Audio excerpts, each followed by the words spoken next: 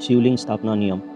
घर में करने जा रहे हैं शिवलिंग की स्थापना, तो ज़रूर ध्यान रखें ये बातें। अगर आप श्रावण मास में घर पर शिवलिंग स्थापित करने की सोच रहे हैं, तो इससे संबंधित नियमों के बारे में जानना बहुत ज़रूरी है, क्योंकि नियमों का अनदेखा करने से पूर्ण फल की प्राप्ति नहीं होती है। भगवान शिव की आराधना करने के कई नियम बताए गए हैं, जिनका शिव भक्त विधिपूर्वक पालन करते हैं।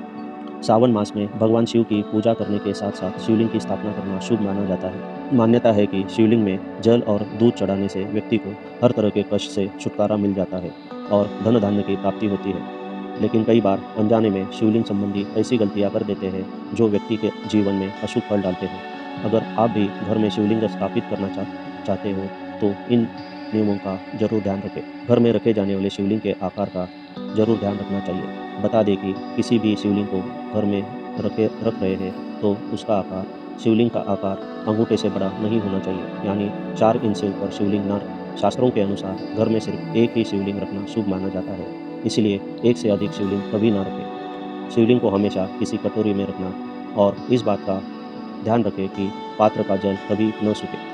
वास्तुशास्त्र के हिसाब से शिवलिंग की जलधारा हमेशा उत्तर की ओर होनी चाहिए। यह काफ़ी शुभ माना जाता है। मार्केट में विभिन्न तरह के शिवलिंग मिलते हैं, लेकिन हर किसी को घर में रखना शुभ नहीं माना जाता।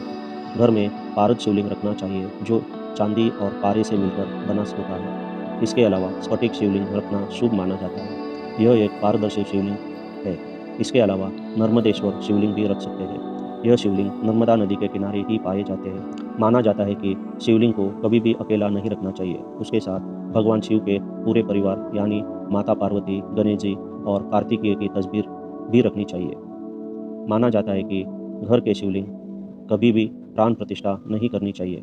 ऐसे ही रोजाना पूजा करना चाहिए, क्योंकि प्राण प्रतिष्ठा हो चुकी शिवलिंग में हर प्रहर में पूजा करनी पड़ती है, लेकिन घर में यह संभव नहीं हो पाता।